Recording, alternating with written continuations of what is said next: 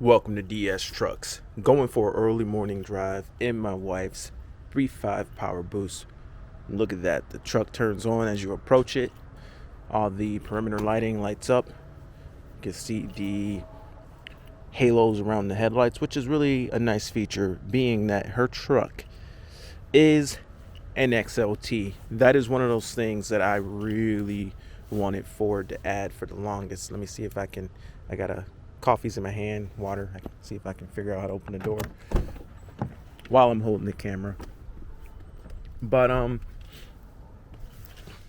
I was really happy that Ford finally allowed the XLTs to get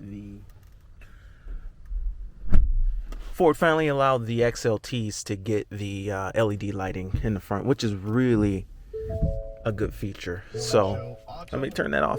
Music. You start this thing up, heated seats go, the engine, so it kicks on. It's cold out, so it's got to kick on. So it kicked on fairly quickly. Let's go ahead and put it in drive. So one thing I noticed about this shifter, when you put this in drive, if you creep up and you open the door while it's in drive, and then you try to, well, no, it didn't do it this time. Maybe it's when it's in reverse. See, if it's in reverse and you're driving, well, no, it's the engine. So when the engine's on, it's fine. I think it's when you're in electric mode. Maybe it shifts in the park. Transmission not in park. Okay. So it's not doing it now because I think it's because the engine is on. But when it's in electric mode, and it's real quiet, you don't hear much of anything, the gear shifter will automatically go back into park for you. Right now the engine's running, so it's not doing it, so I can't demonstrate that. But look at this beautiful interior, this huge screen. My uncle Shanti, if you follow the channel, you've seen Uncle Shanti. He just picked up a Trail Boss. I believe Trail Boss is what it's called. It's the big Chevy half-ton pickup. Really a cool truck. He's got the big 6.2 gas V8. I'm curious if that truck is quicker than this. I doubt it, because this is a Powerboost. It's got the 3.5 EcoBoost with this added power that came out in 2021, and it's got the electric motor. So I doubt there's another truck faster than this right now. I do know on TFL there was some 0 to 60s done. I think Andres got one of these trucks, and he did some 0 to 60s and broke a few records on that channel. I think he broke a few records on the TFL channel with the 0 to 60s that he's done with his Powerboost. So that's going to be interesting.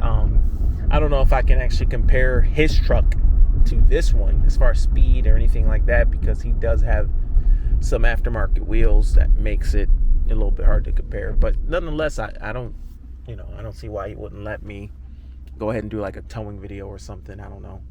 But the reason I'm going to bring up that Trail Boss is because looking at this infotainment in this truck, I was really impressed with this truck. I opened it up, I looked inside. It was leather and everything, very, very nice. But then I got back into this truck after looking at his, and I realized this infotainment really takes things to another level. Ford really made a big jump with their interiors, guys. They really made a big jump with their interiors, in my opinion. And I know that was just like a weird place that they were in for a while, Ford, because everybody had their new product out. Look at that, guys. I'm going 40. It's so easy to kind of speed in this thing. It's so effortless. But Ford for a while was kind of a little bit behind with their instrument panel and their F-150s. I know they did a little mild refresh in the Super Duties where they put the bigger screen in, which helped, but they pretty much just put the bigger screen on the old instrument panel. But now that Ford, they're in an interesting spot because they have a limited amount of time where their older platform has to compete against Dodge and GM's brand new ones. It's only a year or two that they have to have their old product up against GM and Dodge's brand new product. And there's a longer period of time where Ford releases their new product, like for example, their 21 F-150, where it's GM and Dodge, they just recently redesigned their stuff, so their cards have kind of been shown, and now it's going to be a number of years. So I think Ford has a longer period of time where the new technology comes out just a little bit later than Chevy's, and it gives them a huge advantage. So I don't know if that's something that's been done strategically or not, but obviously though, this truck was something that was in the making for a long time. So I don't know how much of that stuff can get changed once GM or Dodge shows their hand. But looking at this truck, guys, the infotainment is really nice. Tons of apps and stuff. I haven't had the time to play with everything, but I do know the nav is kind of,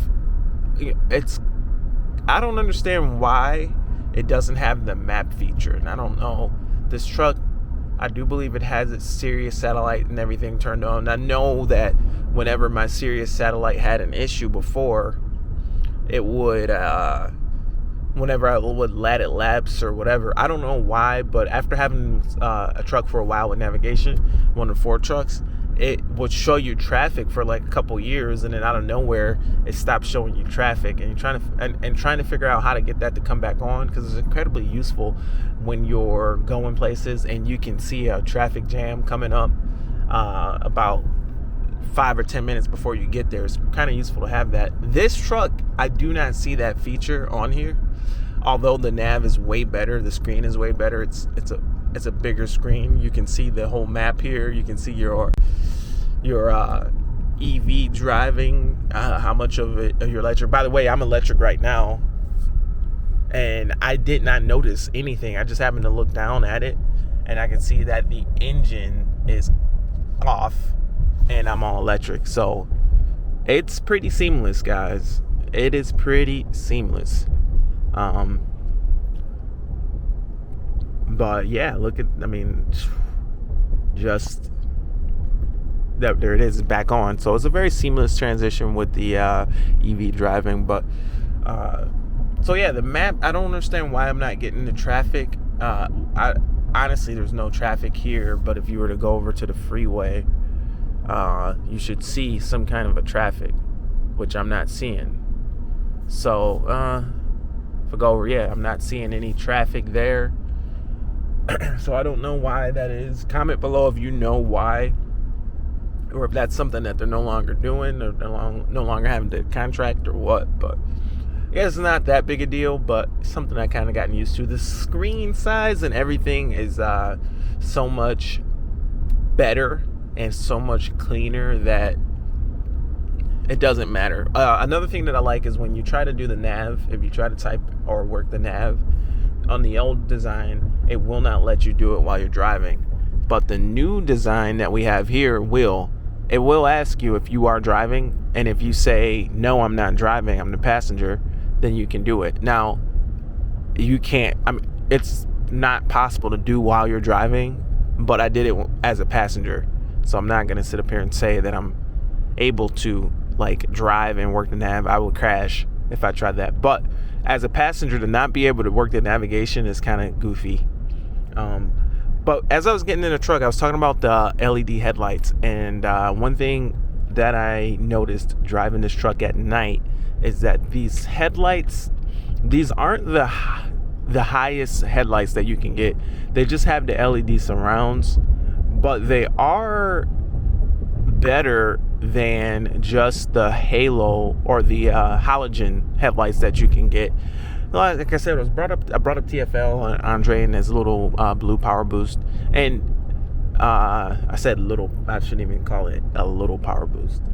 But one of his complaints was the headlights on this truck I know the surrounds are LED. I'm not sure if the actual bulbs are, but they might be. They seem to be. I haven't had any problems with the headlights. I have had no complaints with them, but I do know there's a higher level headlight that you can get.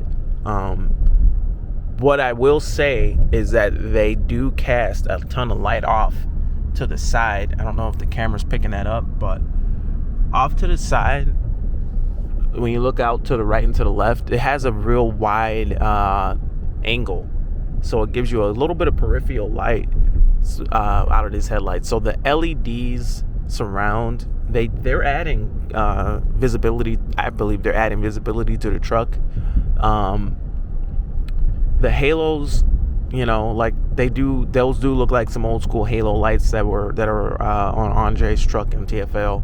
But yeah, this I'm happy with. The trim that she got, my wife isn't real flashy and she doesn't really care that much about leather and stuff, so I didn't get that. Also didn't get the long bed. Those are a couple of things I would have wanted, but kind of had to grit my teeth a little and get the truck kind of for her, because it is ultimately for her, and she doesn't need a big boat that's hard to handle, even though the long beds add so much value. And when you add value to your truck, even if you lease it or whatever, it gives you a little bit more wiggle room. If it gets a little scratch here and there, it's less of an issue if the value of the truck is there. So yeah, I gotta watch my speed. I gotta really watch my speed, because the way it drives with the electric motor assisting you and all that, it's so easy just to speed. But yeah, this whole hybrid stuff is real interesting. The electric motor can cut on pretty much at any time. That when you're under power, if you're under power, then probably not going to cut on the electric motor. But when you are coasting, even on a highway, the electric motor when you are coasting, even on the highway, the gasoline engine can turn off and the electric motor can turn on just for coasting. So I've had the engine turn off at like 60 miles an hour before in this truck. So it's pretty interesting stuff. But yeah, this is just a morning drive, guys. I'm really enjoying this truck. I'm really enjoying this instrument panel. When the new Super Duties come in, I could see me maybe trading in my 450 for this style instrument panel. If this gets into the 450s, typically that's how it goes. Typically the 150s get the new technology first, and then the 450s, the Super Duties come after. Well, the 450s too come after that. Again, I gotta watch my speed, because hey, if the police want to pull me over, there's no one else to pull over right now. So this is a heavily policed area. We're in a real nice area here in town. I don't know if you can see that. It's dark. But yeah, guys, it's 5 a.m. What else is going on? What's new? Comment below. Let me know what you guys are up to. We're going into this snow plowing season, guys. I just picked up a new plow, and there's a crazy backstory to this plow that I just picked up. I'm gonna turn around here. So I've just picked up this snow plow. I got a Fisher XLS. Those go for like $9,000, and yeah, picked it up. And it was interesting. It's an interesting story with that plow. So it's a stainless steel, just like the one that I have. And if you watch the channel, last year I picked up that yellow Fisher plow, used $2,500, whatever. Wasn't thrilled with it, guys. It was too light. It didn't do what I know it moves snow and all that, whatever, but it wasn't what I was used to. Let me take a little bit of this coffee. It wasn't what I was used to as far as plowing. I'm used to an 1,100 pound plow. So then you go to one that's like 400 pounds, it's like no comparison.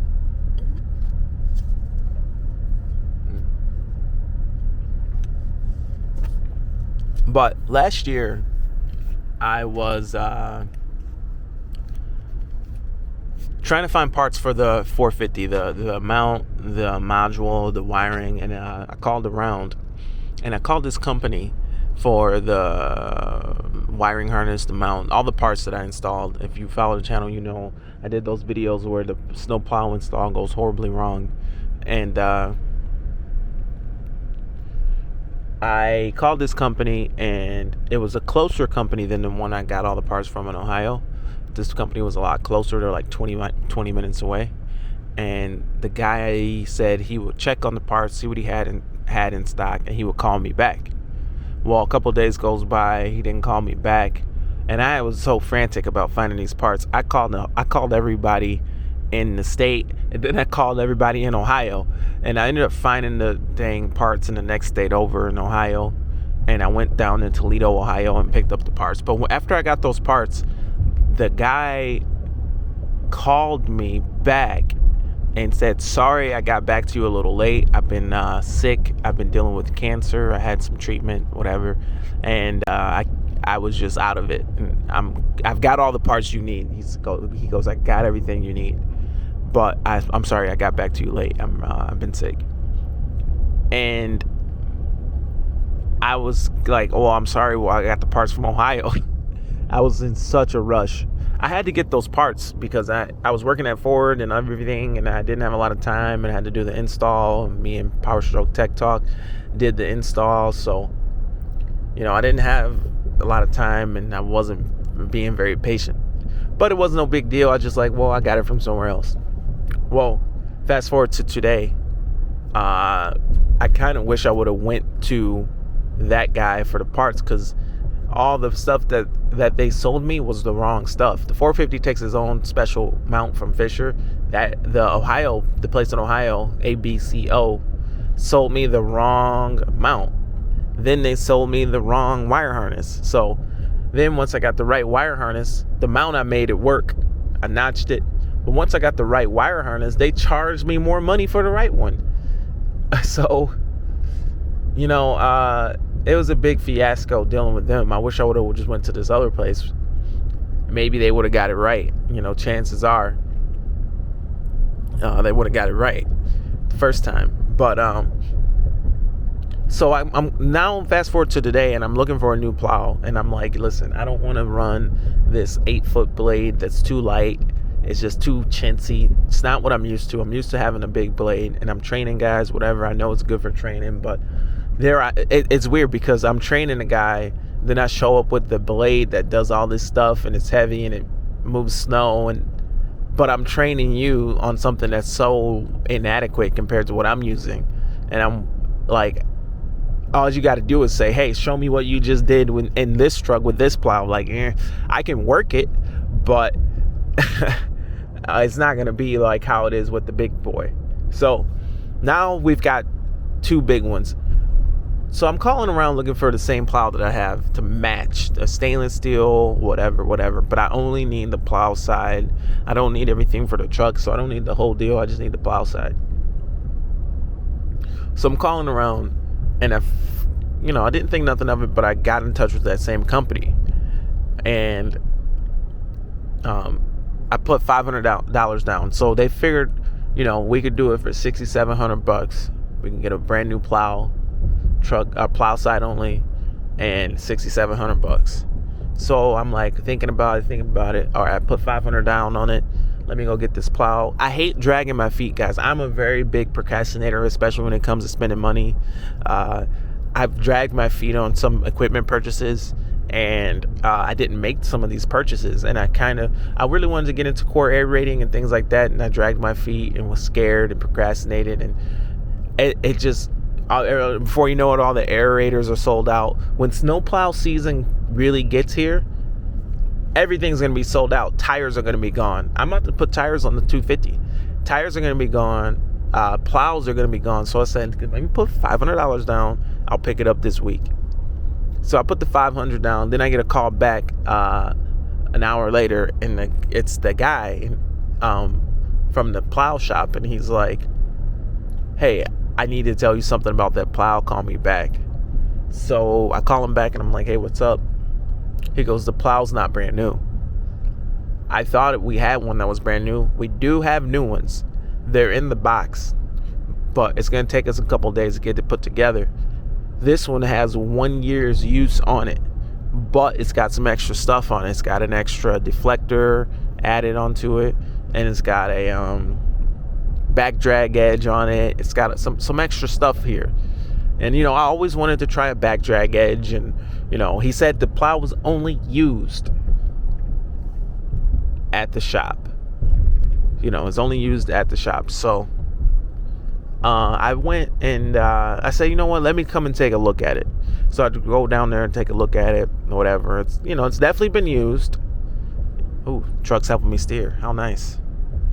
It's definitely been used, but whether it was just used at the shop, it's tough to say. There's no wear really on the blade. It's measurable. I mean, you can kind of see that the blade's been scraping, whatever. But if you measure it, it measures like an eighth of an inch wear on the blade.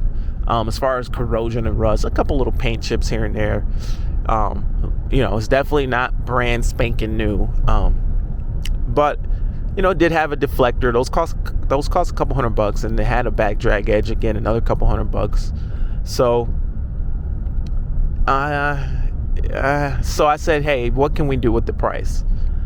It's definitely not new, and probably plowed a little more than just at the shop here. I'm looking at the shop, like, you guys got brand new concrete and small lot. Probably plowed more than the shop. Probably plowed, and then he said, yeah, he used it at home, and he probably did a couple neighbors. I don't know. So I said, what can you do with the price? Here's the deal. Throw me a cutting edge and I'll do it. The cutting edge goes for $500. So throw me a cutting edge, I'll do it. He went and talked to the general manager or whatever in the back, came out and said, I can't throw you a cutting edge, but I can give you the factory warranty. Now, the factory warranty is not a bad deal because I was already not going to get in warranty with a brand new one because I'm getting it off truck. I'm doing cash and go. Keep your warranty, keep everything, but the plow's a bit cheaper. To get that warranty, you got to really get, everything installed and whatever, sign up and this and that. It's expensive to get that warranty.